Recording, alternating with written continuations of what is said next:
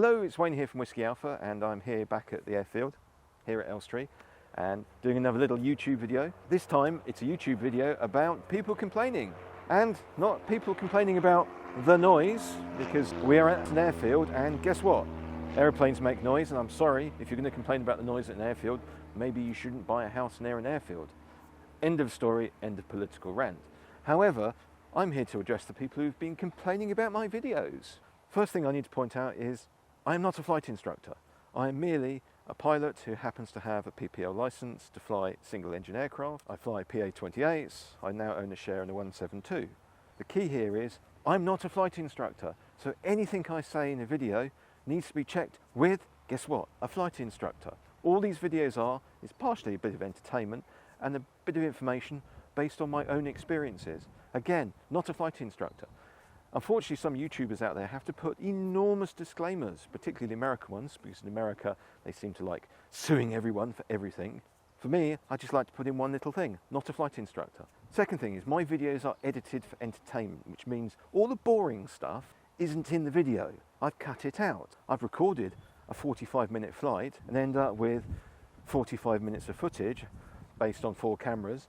So that's a lot of footage, and I chop it all down because nobody wants to watch a 45-minute flight when most of it is me just sitting there holding the controls, looking out, looking to see where everything is, looking to see if I've got any aircraft out there. That's boring for most people, so I tend to cut it down so you only see the interesting bits, the landings, the takeoffs, any interaction I have, any interesting things outside. So the videos are cut. Because they're cut, it means you're not going to see everything. So when you complain that I haven't done my pre-flight checks, the answer is I have. I just haven't shown them to you. When you complain that a radio call I never responded to, the answer is I did respond to it. I just didn't record it, or I did record it, I just didn't put it into the final edit. These are things that people have been complaining about. When I fly an aircraft, I'm always wearing a waist belt. Because I'm a larger chap, as you can see, I find wearing crossbelt quite uncomfortable. And in fact, when I'm flying with it on a long flight, and when I say long flight, as an example, my skills test, which was about 2 hours, I ended up with my neck here rubbed raw, and it was quite an uncomfortable flight, apart from the fact it was a skills test. So you have that element of, I've got to balance safety with comfort. If I'm uncomfortable when I'm reaching for controls, then that's going to decrease the level of safety I'm operating under. Now, I know people out there will immediately say, lose weight, and the answer is yes. Thank you for that. SkyDemon comes on an iPad, or if you're an Android user, on an Android, and it is a moving map display. I've been using SkyDemon when I fly normally. I even used it in my cross countries. Yes, I used SkyDemon during my cross country. Why? Was I cheating? No, I wasn't cheating. There's actually a recommendation from the CAA, which is the UK Aviation Authority, specifying that students on cross-country flights should be encouraged to use SkyDemon or similar devices because it reduces the opportunity for students to stray into controlled airspace, which is something that nobody wants. So utilising things like SkyDemon helps with situation awareness. Now, I've had comments from people who suggest that anyone flying with SkyDemon has their nose buried in it and should be looking outside. Well, I'm sorry, having flown with SkyDemon and having flown and trained with the traditional methods, what would you rather have? A student with SkyDemon who can within seconds see where they are and what heading they should be taking, or someone with a map who sits there for 5 minutes going, is it there? Is it there? I'm lost. If they're spending more time trying to read a map, then they're spending less time looking out when we all should be looking out. We're VFR pilots. We should be looking out all the time to see where we are, any aircraft out there, general situation awareness. So SkyDemon, in my opinion, improves situation awareness. And the CAA do seem to agree with me because they are now encouraging its use. I have backups. I have a mobile phone that, guess what, runs SkyDemon as well. It will take me seconds to switch over to using SkyDemon on my phone. I also have a 430 Garmin in the aircraft. I know how to use it. Another backup. I also do carry a marked up chart. So guess what? Another backup. Yes, SkyDemon will fail. In fact, on at least 2 flights recently, I've had SkyDemon fail. I've had it decide that it's just going to crash, and I've also had it decide that it's no longer going to talk to Sky Echo. What did I do? Did I panic? No, I restarted it. And in fact, I think in one of the videos I even mentioned it. Oh, SkyDemon crashed again. Great product, but like everything, it's not perfect. You need to learn to deal with it when it fails. no problem. I'm flying too low. Really? So you're basing this on looking at my altimeter and the video which is edited.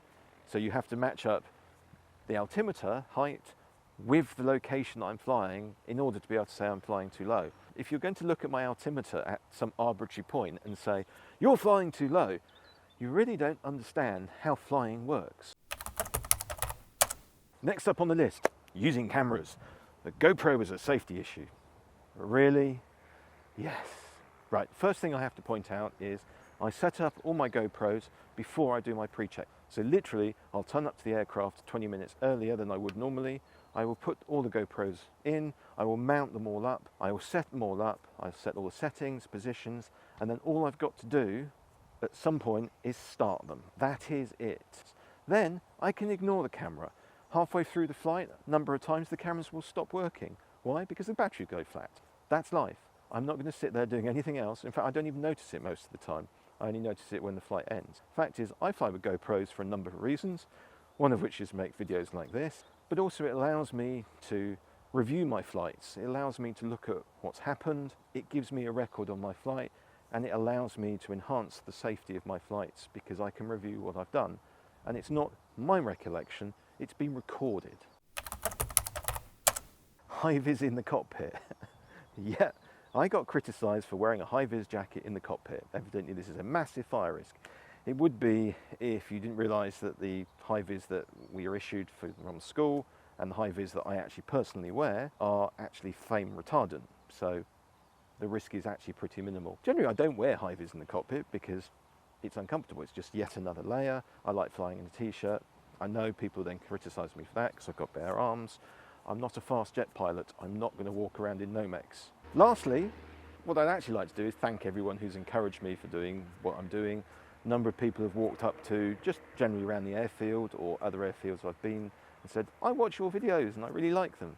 That's the sort of thing I love, and it's the reason I do these videos. I love it when people come up to me and comment and say, that helped me. That is perfect for me as someone who's, as Flyer Magazine described me, up-and-coming YouTuber. I am trying, guys. If it helps you, brilliant. If it doesn't help you, fine.